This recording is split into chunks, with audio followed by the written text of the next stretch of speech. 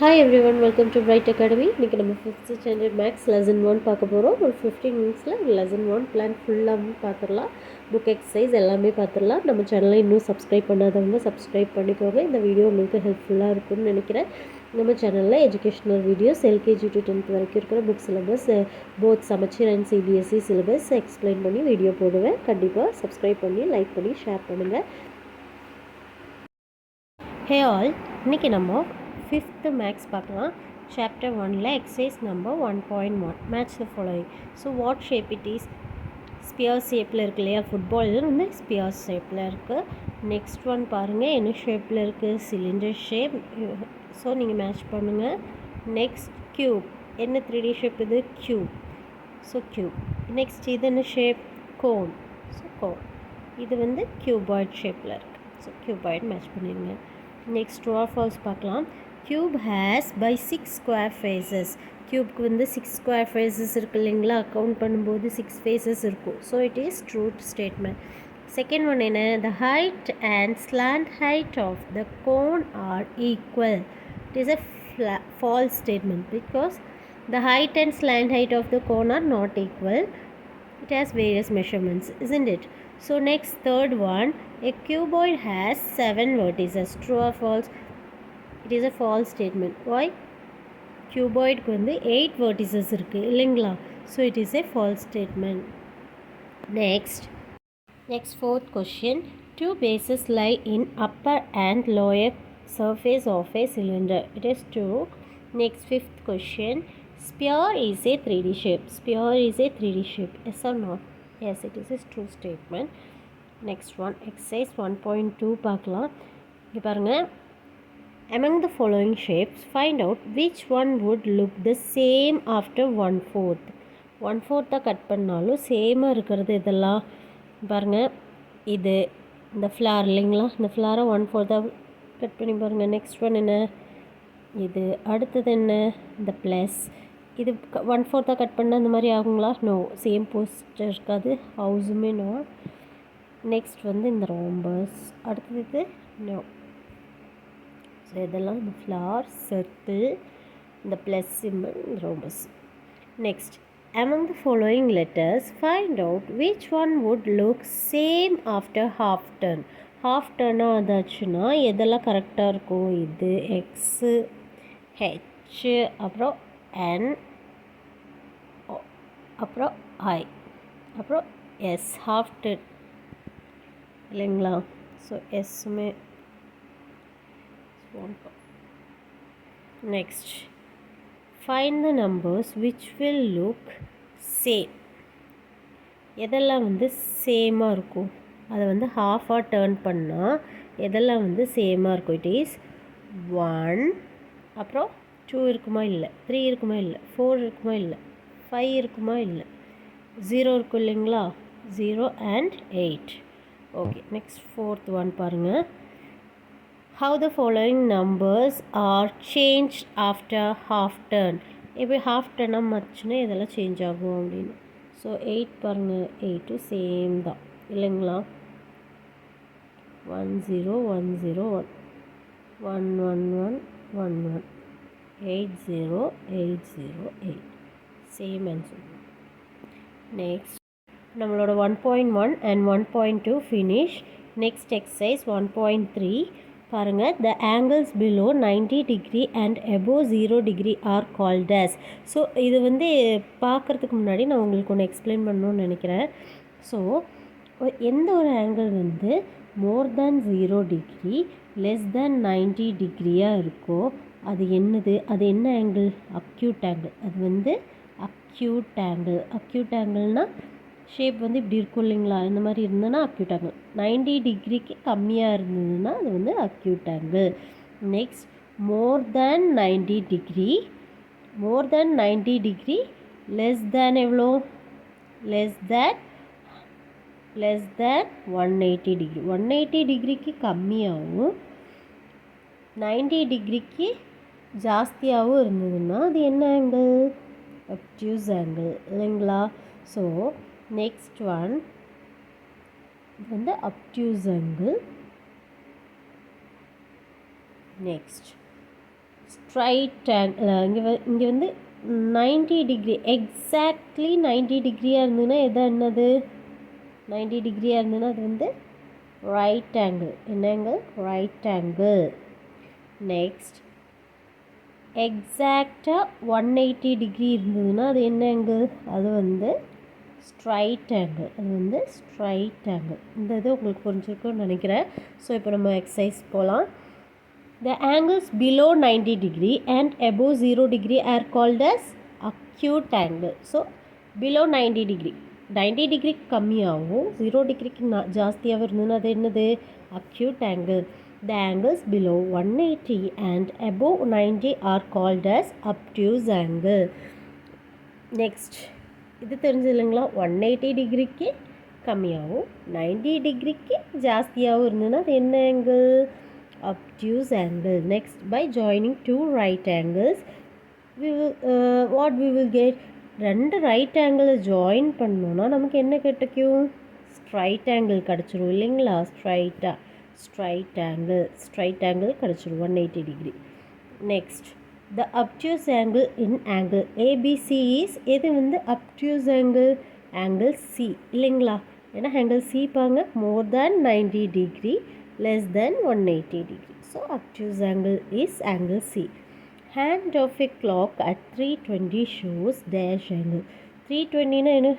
clock வரைஞ்சு பாருங்க. 12 6 3 9 1 2 3 4 5 7 8 9 10 11. இப்போ 3:20ன்னு சொல்லும்போது 3 இங்கே இருக்குங்களா? 20 எங்கே இருக்குது? இங்கே இருக்குது. அது என்ன ஆங்கிள்? அக்யூட் ஆங்கிள் இல்லையா? இந்த ஷேப் வருதா? So it is an acute angle. Next sixth one பாருங்கள். இந்த following letters which one forms right angle in it? இந்த லெட்டரில் எது வந்து ரைட் ஆங்கிள்? ரைட் ஆங்கிள்னால் என்ன? 90 degree. So it is L. Circle the right angles. Right ஆங்கிளை circle பண்ண சொல்லியிருக்காங்க. B the answer. So next 8th question பாருங்கள். The angle shown in this picture is என்ன angle காட்டுது? 90 degree இல்லையா? So it is right angle. So 90 degree. Next, the angle formed by the nail cutter is. nail cutter இப்படி இருக்கும் இல்லைங்களா? இது என்ன angle? acute angle. So acute angle. Name the angles formed when the vessels are lifted by the tongues in the kitchen. அது என்ன ஆங்கிளாக இருக்கும்? இப்படி இருக்கும் இல்லையா? பெருசாக இருக்கும். It is a kitchen article. அது வந்து obtuse angle more than 90 less than 180. So it is obtuse angle. So இப்போ வந்து எக்ஸசைஸ் சம்ஸ் எல்லாம் முடிஞ்சதுமா. ஸோ நம்ம வந்து புக் பேஜு இப்போ டெக்ஸ்ட் புக்கில் இருக்கிற எக்ஸசைஸ் எல்லாம் இருக்கும் இல்லைங்களா? ஸோ பேஜ் நம்பர் 4 எடுத்துக்கோங்க. அதில் வந்து ஒரு டேபுலர் காலம் இருக்கும். அதில் right 3D shapes lying around us அப்படின்னு சொல்லி serial number, object, shapes, sides, corners மட்டும்தான் போட்டிருப்பாங்க. நான் இந்த எக்ஸாம்பிள்ஸ் வந்து நான் எழுதுனது. ஸோ ஃபர்ஸ்ட் ஒன்னா நான் வந்து டைஸ் எழுதியிருக்கேன். டைஸோட ஷேப் என்ன? க்யூப் ஷேப்பாக இருக்கும் இல்லைங்களா? டைஸ் தெரியும் இல்லைங்களா? நம்ம பகடையெல்லாம் விளையாடுவோம்ல, செகண்ட் லேடர் எல்லாம் அதில் இருக்கும் டைஸ். ஸோ அது வந்து என்ன ஷேப்பில் இருக்குது? க்யூப்பில் இருக்குது. Cube shape. அதுக்கு எவ்வளோ சைட்ஸ் இருக்கும்? 6 சைட்ஸ் இருக்கும் இல்லைங்களா? கவுண்ட் பண்ணால் தெரியும். 1 2 3 4 5 6 இல்லையா? 4 சைடு, அப்புறம் மேலே ஒன்று கீழே ஒன்று, அப்படி 6 சைட்ஸ் இருக்கும். அதுக்கு எவ்வளோ கார்னர்ஸ் இருக்கும்? கார்னர்ஸ்னே ஜஸ்ட் தெரியும் இல்லைங்களா? ஸோ 8 கார்னர்ஸ் இருக்கும். நெக்ஸ்ட் CPU எடுத்திருக்கேன். CPUக்கு க்யூபாய்ட் ஷேப்பில் இருக்கும் இல்லையா? CPU தெரியும் இல்லைங்களா? கம்ப்யூட்டரில் யூஸ் பண்ணுவோம்ல, அதுதான் CPU. கம்ப்யூட்டரோட CPU தான் இங்கே போட்டிருக்கேன். அது என்ன ஷேப்பில் இருக்கும்? க்யூபாய்ட் ஷேப்பில் இருக்கும். ஸோ அதுக்குமே வந்து 6 சைட்ஸ் இருக்கும், 8 கார்னர்ஸ் இருக்கும். நெக்ஸ்ட் ஒன் வந்து கேஸ் சிலிண்டர். எல்லோரும் பார்த்துருப்பீங்க இல்லையா? வீட்டில் எல்லாம் சமைக்கிறதுக்கெல்லாம் யூஸ் பண்ணுவோம்ல, கேஸ். அதுதான் எடுத்திருக்கேன். அது என்ன ஷேப்பில் இருக்கும்? சிலிண்டர் ஷேப்பில் இருக்கும். அதுக்கு ஏதாவது சைட்ஸ் இருக்கா? நோ. கார்னர்ஸ் இருக்கா? No. Next one bricks. Bricks தெரியும் இல்லைங்களா? பிரிக்ஸ் செங்கல் வந்து ஒரு க்யூபாய்ட் ஷேப்பில் இருக்கும் இல்லையா? இப்படி இருக்குமா செங்கல்? க்யூபாய்ட் ஷேப்பில் இருக்குது. அது வந்து எவ்வளோ சைட்ஸ் இருக்குது? அதுக்கு 6 சைட்ஸ் இருக்குது, 8 கார்னர்ஸ் இருக்குது. நெக்ஸ்ட் ஒன் வந்து 5th ஒன் வந்து கேக் எடுத்திருக்கேன். கேக் வந்து என்ன ஷேப்பில் இருக்கும்? க்யூப் ஷேப் கேக் எடுத்திருக்கேன். So it is 6 faces and 8 corners. Okay, first அந்த பேஜ் நம்பரில் first roman finish. Second one பாருங்கள். இதுவுமே அப்படி தான் ஒரு க்யூபாய்ட் ஷேப்பில் இருக்கும். நான் வந்து அது ப்ராப்பராக வரைய முடியல என்னால். ஸோ கியூபாய்ட் ஷேப்பில் இருக்கும். அதோட ஆன்சர் என்ன? எவ்வளோ பாக்ஸஸ் இருக்குது? இல்லை 1 2 3 4 5 6 7 8. நம்ம ஒரு சைட் பார்த்தோன்னா what will you observe if you look at the object from the front ஷேப்பில் எப்படி இருக்கும்? இப்படி இருக்கும். ஸோ இதுலேயுமே இருக்குது, இப்படி இருக்கும். ஃப்ரண்ட் ஷேப்பில் எவ்வளோ பாக்ஸஸ் இருக்குது? 10 பாக்ஸஸ். 1 2 3 4 5 6 7 8 9 10 பாக்ஸஸ் இருக்குது. புரிஞ்சுதுங்களா? ஸோ நெக்ஸ்ட் பேஜ் பாருங்கள், பேஜ் நம்பர் 8. அதில் வந்து ஷேப்ஸ் போட்டிருக்காங்க. ஸோ 1/3 இது டேர்ன் பண்ணால் என்ன ஷேப் கிடைக்கும்? 1/3 ஆக்குனாலும் இந்த ஷேப் தான் கிடைக்கும். 1/6 டேர்ன் பண்ணாலும் இந்த ஷேப் தான் கிடைக்கும். நெக்ஸ்ட் ஒன் ஸ்டாரை டேர்ன் பண்ணால் இந்த ஷேப் தான் கிடைக்கும். 1/6 டேர்ன் பண்ணாலும் இதே தான். ஸோ இதுவுமே அதே தான், அதே ஷேப் தான் கிடைக்கும். புரிஞ்சுதுங்களா? ஸோ இந்த மாதிரி வரைஞ்சிக்கோங்க. சேம் தான், சேம் ட்ராயிங் அப்படி வரைஞ்சி விட்டால் போதும். லைனில் பாருங்கள், while standing in front of a mirror, see your image, observe your image in the mirror when moving back and coming front to the mirror again, what do you infer? So இப்போ question பாருங்கள், இப்போ இதை வச்சு base பண்ணி question கேட்டிருக்காங்க. Image in the mirror is same size இல்லைங்களா? உங்களோட இமேஜும் மிரரில் இருக்கிற இமேஜும் சேம் சைஸாக இருக்கும். When you go back your image is moving backward. நம்ம பேக்கில் போனால் நம்ம இமேஜும் பேக்கில் போகும். The distance between you and mirror and the distance between you and your image is ஈக்குவலாக இருக்கும் இல்லைங்களா? உங்கள் டிஸ்டன்ஸ் உங்களுக்கும் மிரருக்குமான இமேஜும் மிரருக்கும் உங்களோட மீன்ஸ் அந்த உங்களோட இமேஜுக்குமான டிஸ்டன்ஸுமே வந்து ஈக்குவலாக இருக்கும். Next, when you come forward to the mirror your image is moving forward இல்லைங்களா? நெக்ஸ்ட் 5th கொஷின் பாருங்கள். When you raise your right hand the image in the mirror looks like dash hand raising. என்ன hand? நம்ம right hand உயர்த்தினா அதில் வந்து நமக்கு என்ன hand தெரியும்? லெஃப்ட் ஹேண்ட் தெரியும் இல்லைங்களா? Next, when you raise your left hand the image in the mirror looks நம்மளோட லெஃப்ட் ஹேண்டை தூக்குனா அதில் வந்து ரைட் ஹேண்ட் தெரியும் இல்லைங்களா? ரைட் ஹேண்ட் தூக்கும். ஸோ நெக்ஸ்ட் நம்ம புக் பேஜ் நம்பர் 10 பாருங்கள். Draw some of your favourite shapes and draw its reflection images on a chart and show its to your teacher. இப்போ பாருங்கள், ரிஃப்ளெக்ஷன். இப்போ ஒரு மிரரில் வந்து நம்மளோட இமேஜ் இப்போ நம்ம ஒன்று இது இப்படி வரைஞ்சோன்னா அந்த மிரரில் எப்படி காமிக்கும்? இப்படி காமிக்கும். ஸோ 0ன்னா 0 தான் காமிக்கும்.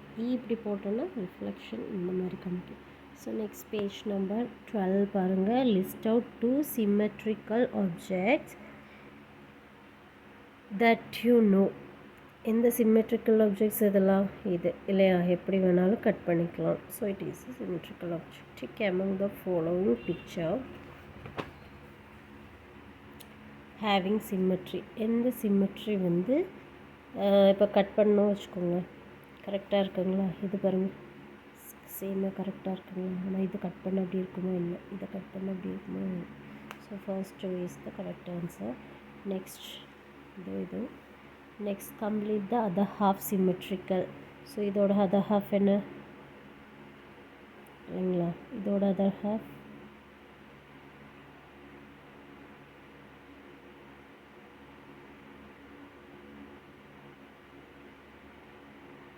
ஸோ ப்ராப்பராக வரைங்க. நான் இப்போ அர்ஜென்ட்டுக்கு வரையணும் எழுதில்லை.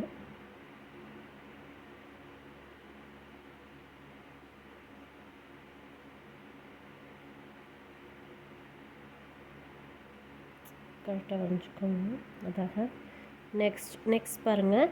Draw the lines of symmetry for the following figures and count and write the number lines. So first one பாருங்கள். ஃபர்ஸ்ட் ஒனில் எவ்வளோ சிம்மெட்ரி வரும்? 1 2 3 4 இல்லையா? 4 லைன்ஸ் வரும்.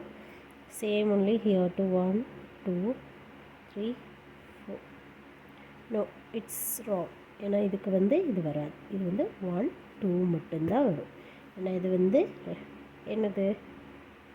இது வந்து ரெக்டாங்கிள் ஷேப். ஸோ இதில் இப்படி க்ராஸ் பண்ணால் ஈக்குவல் சைஸ் வராது. ஸோ 1 2 மட்டும்தான் இருக்கும். இங்கே எப்படி இருக்கும் பாருங்கள்? 1 2 3 இல்லைங்களா? 5 வரும். இதில் வந்து only 1. இதில் எப்படி only 1. இதில் எப்படி only 1. இதில் 4 இல்லைங்களா 1 2 same 3 4. Here 2 1 2 3 4. இந்த ஜாயிண்ட் கரெக்டாக வரணும். நம்ம ரஃப் ஃபிகராக வரணுனால எனக்கு ஷேப் கரெக்டாக வரல. இதில் எப்படி இருக்கும் சேம் தான் 1 2 3 4. Here only 1. ஓகேவா? நெக்ஸ்ட் ஒன் பாருங்கள். பேஜ் நம்பர் 16 எடுத்துட்டிங்கன்னா இப்போ வந்து இது என்ன ஷேப் கியூபாய்டு இல்லைங்களா? கியூபாய்டை ஓப்பன் பண்ண மாதிரி பிரித்து போட்டால் இப்போ ஒரு கியூபாய்டில் இருக்க ஒரு பாக்ஸை ஓப்பன் பண்ணால் இந்த மாதிரி இருக்கும் அப்படிங்கிற மாதிரி இருக்குது. So it is a cuboid shape. இது எப்படிங்க சிலிண்டர், இது கோன், இது ஸ்கொயர் இல்லைங்களா? ஸ்கொயர் பாக்ஸ் ஓப்பன் பண்ணால் அந்த மாதிரி இருக்கும். இது வந்து ஷேப்ஸ் cannot be formed. எந்த ஷேப்புமே பண்ண முடியாது. இது என்ன ஷேப்? இது 2D ஷேப். So 2 dimensions. புரிஞ்சுதுங்களா? நெக்ஸ்ட் பாருங்கள். பேஜ் நம்பர் 18ல் நமக்கு தெரியும் இல்லையா what angle is this? Acute angle. Acute ஆங்கிளில் என்ன நேம் ஆஃப் த ஆங்கிள் வந்து ஆங்கிள் ஏபிசின்னு இருக்கும். அப்போ so angle ABC or angle CBA எப்படி வேணால் இந்த ஆங்கிளை கூப்பிடலாம் இல்லையா? ABC or CBA. ஸோ இதோட வேர்டெக்ஸ் என்ன? Vertex B. Vertex B. So next 2 arms of angle AB and BC இல்லைங்களா? So same only to the others too. So இதில் வந்து DEF or FED angle name. இப்போ இதோட வேர்டெக்ஸ் என்ன? இ. Next arms என்ன? DEEF இல்லைங்களா? So same only here to PQR angle PRQP and இதோட vertex Q and இதோட ஹேண்ட்ஸ் வந்து PQ and RQ or QR. ஓகேங்களா? நெக்ஸ்ட் ஒன் பாருங்கள். Name the types of angles formed in the following items. இது என்ன ஆங்கிள்? Right angle இல்லைங்களா? ஏன்னா 90 டிகிரி. ஸோ 90 டிகிரினா ரைட் ஆங்கிள். நெக்ஸ்ட் இது என்ன ஆங்கிள்? Acute angle. இது என்ன ஆங்கிள்? அப்டியூஸ் ஆங்கிள் இல்லைங்களா? ஸோ நெக்ஸ்ட் பாருங்கள். பேஜ் நம்பர் 20 எடுத்துக்கோங்க. 20ல் இந்த ஒரு ஷேப் இருக்கும். ஸோ இது எப்படி இருக்குது? இந்த ஆங்கிள் எப்படி இருக்குது சொல்லுங்கள் பார்க்கலாம். So listen. இது வந்து என்ன ஆங்கிள்? இப்படி இருக்குங்களா? இங்கேருந்து இப்படி இருக்குங்களா? ஸோ இது வந்து obtuse angle. More than 90 degree less than 180 degree. So it is obtuse angle. What? இதுவுமே அப்டியூஸ் ஆங்கிள் இல்லைங்களா? மோர் தேன் 90 டிகிரி. இது என்ன? இது வந்து அக்யூட் ஆங்கிள் இல்லையா? Less than 90 degree greater than 0 degree. So இது என்ன? Right angle. Okay, exactly 90 degree. புரிஞ்சுதுங்களா? ஸோ ஃப்ரெண்ட்ஸ், எல்லாத்துக்கும் இந்த வீடியோ புரிஞ்சிருக்குன்னு நினைக்கிறேன். ஸோ நம்ம ரொம்ப ஈஸியாக ஸ்பீடாக போயிட்டோம். விச் மீன்ஸ் எக்ஸாமுக்கெல்லாம் கொஞ்சம் ஸ்பீடாக பார்க்கணும் இல்லையா? அதனால தான் ஸ்பீடாக போயிட்டோம். நெக்ஸ்ட் லெசன்ஸ் எல்லாமே வந்து கொஞ்சம் ஸ்லோவாக எடுக்க ட்ரை பண்ணுறேன். ஸோ எக்ஸாமுக்கு இதை மட்டும் பார்த்தா போதும். உங்களுக்கு இந்த சாப்டரில் எல்லா கொஷனுக்குமே ஆன்சர் எழுத முடியும். ஸோ நம்ம சேனல் நீங்கள் என்ன பண்ணணும்? இந்த மாதிரி வீடியோஸ் வேணும்னா நம்ம சேனலை சப்ஸ்கிரைப் பண்ணுங்கள். அது மட்டும் இல்லாமல் லைக் பண்ணுங்கள், ஷேர் பண்ணுங்கள். ஓகே, பாய்.